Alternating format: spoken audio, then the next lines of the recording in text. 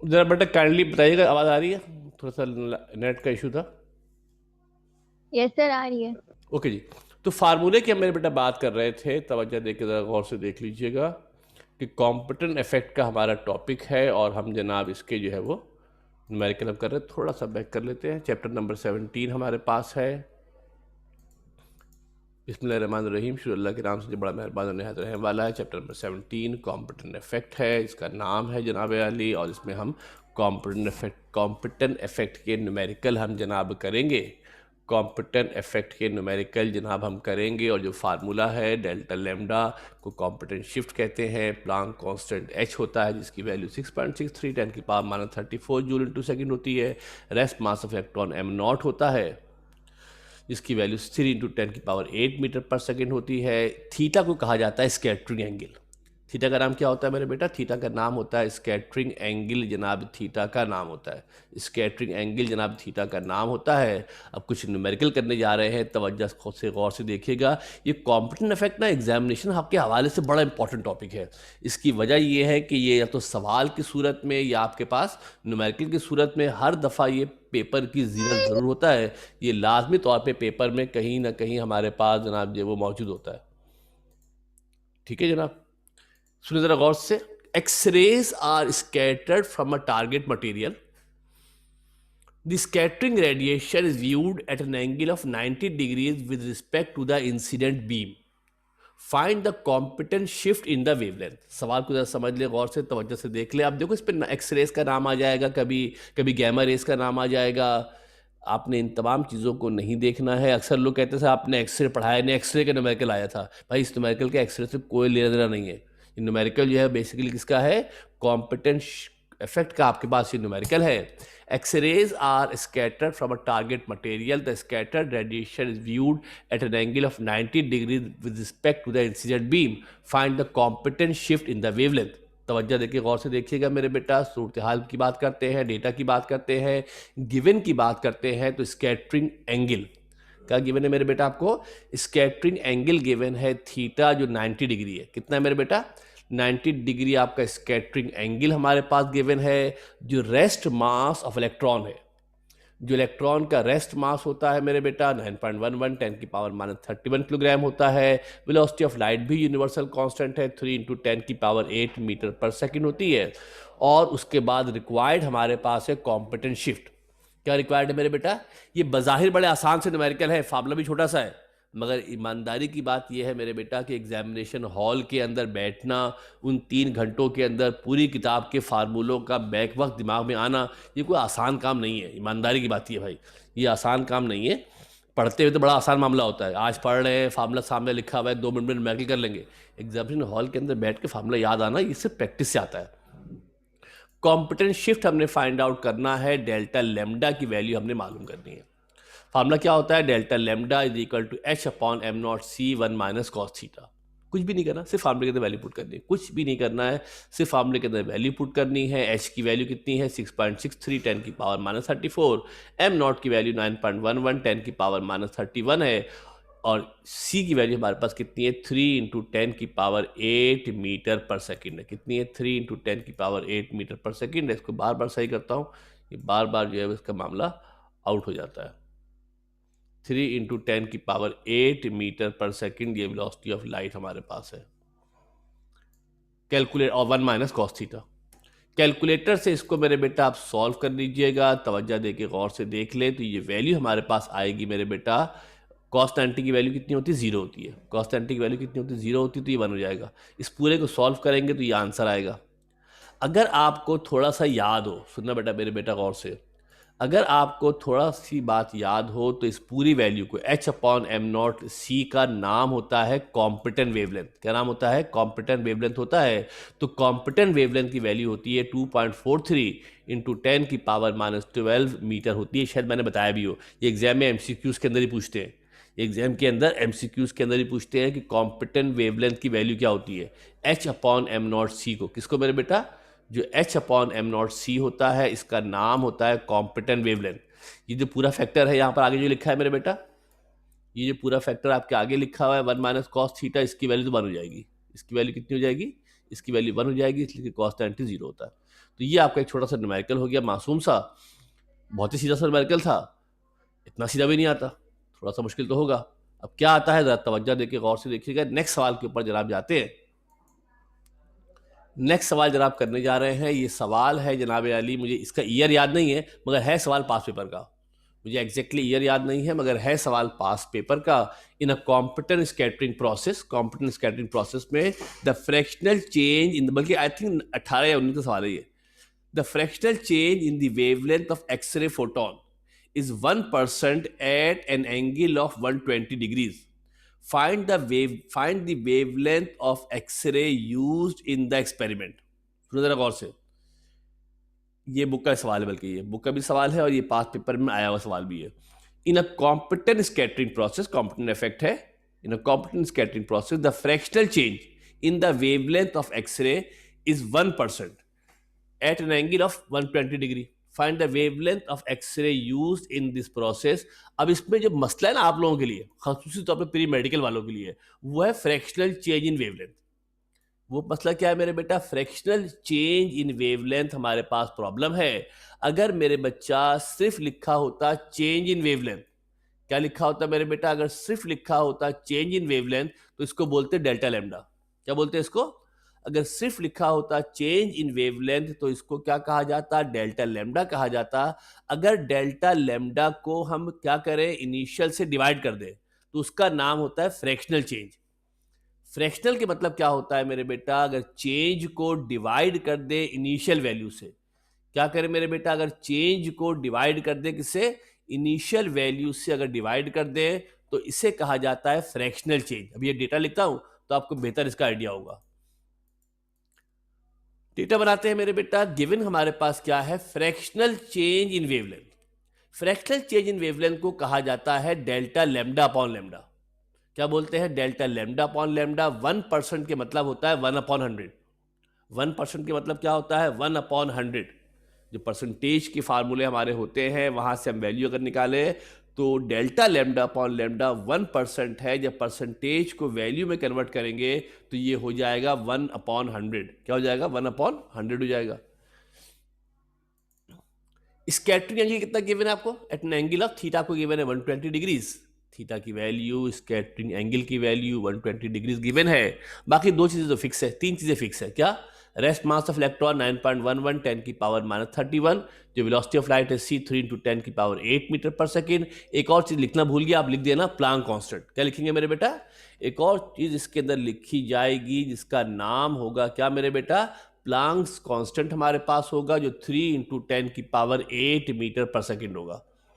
जो wavelength of x ray है use lambda 1 मालूम करना है। क्या मालूम करना है बेटा आपको, लैम्डा 1 की वैल्यू आपको फाइंड आउट करनी है, मालूम करनी है। अब कैसे मालूम करेंगे, तवज्जो देके गौर से देखिएगा। देखो हमें गिवन है कि delta lambda upon lambda 1, fractional change के मतलब होता है delta lambda upon lambda 1। Fractional change के मतलब होता है क्या, डेल्टा लैम्डा अपॉन लैम्डा 1 को फ्रैक्शनल चेंज कहा जाता है। क्या कहते हैं बेटा इसको, फ्रैक्शनल चेंज जनाब कहा जाता है। और ये कितना है, 1% है, 1/100 है। यहाँ से बेटा अगर क्रॉस मल्टीप्लाई कराएं, यहाँ से क्या करें मेरे बेटा, जो लैम्डा 1 यहाँ डिवाइड हो रहा है, क्या होगा, वहाँ जाकर मल्टीप्लाई हो जाएगा। जब मल्टीप्लाई हो जाएगा तो डेल्टा लैम्डा किसके बराबर हो जाएगा, लैम्डा 1/100। कितना हो जाएगा, लैम्डा 1/100 हो जाएगा। फर्दर सॉल्व करोगे तो 0.01 लैम्डा 1 भी हो सकता है। अब जो फार्मूला हमने पढ़ा, ये तो डेल्टा लैम्डा की निकाली वैल्यू हमने परसेंटेज से। ये डेल्टा लैम्डा की वैल्यू हमने कहाँ से निकाली है मेरे बेटा, जो परसेंटेज हमने पढ़ा उस परसेंटेज से निकाली हमने वैल्यू। कॉम्पिटेंस शिफ्ट के मुताबिक जो फार्मूला होता है, क्या फार्मूला होता है, delta lambda is equal to H upon, जो हमने पढ़ा कॉम्पिटेंट इफेक्ट, उस कॉम्पिटेंट इफेक्ट के मुताबिक जो फार्मूला होता है डेल्टा लैम्डा किसके बराबर होता है, H upon M naught C 1 minus cos theta. H upon M naught C 1 minus cos theta हमारे पास होता है। अब फार्मूले के अंदर वैल्यू पुट करते हैं मेरे बेटा, जहां डेल्टा लैम्डा था वहां पर क्या आ जाएगा, जहां डेल्टा लैम्डा था वहां पर आ जाएगा क्या, लैम्डा अपॉन 100। क्या आ जाएगा, लैम्डा अपॉन 100 आ जाएगा। H upon M naught C 1 minus cos theta. Delta lambda upon 100 है, ये एच की वैल्यू पुट कर दी, ये एम नॉट की वैल्यू पुट कर दी, सी की वैल्यू पुट कर दी, 3 × 10 की पावर 8 मीटर पर सेकेंड। इसको पता नहीं क्या मुसीबत है, ये 10⁸ ऐसे ही आता है हमेशा भाई। 3 × 10⁸ मीटर पर सेकंड हमारे पास जनाब ये जो है वो इसकी वेलोसिटी है, सी की वेलोसिटी है। इसको मेरे बेटा सिंप्लीफाई कर लेना, सॉल्व कर लेना। कैलकुलेटर से डायरेक्ट भी सॉल्व हो सकता है, कैलकुलेटर से डायरेक्ट भी सॉल्व हो सकता है, या इस वाले हिस्से को सॉल्व कर ले तो पता है पीछे निकाला था मैंने सवाल। ये 1 - cos 120 करेंगे तो 1.5 आएगा। 1 - cos 120 करोगे तो इसका जो आंसर आएगा मेरे बेटा कितना आएगा, 1.5 जनाब इसका आंसर आ जाएगा। और जब इसको मल्टीप्लाई कर लेंगे 1.5 से तो 3.64 × 10⁻12। ये λ1/100 है। क्या है बेटा, ये λ1/100 है। अब ये 100 यहाँ डिवाइड हो रहा है, दूसरी जानिब जाएगा तो क्या होगा मेरे बच्चा, मल्टीप्लाई हो जाएगा। तो λ1 की वैल्यू हमारे पास आ जाएगी क्या, 3.64 10⁻12 मल्टीप्लाई बाय 100, 3.6 × 10⁻10।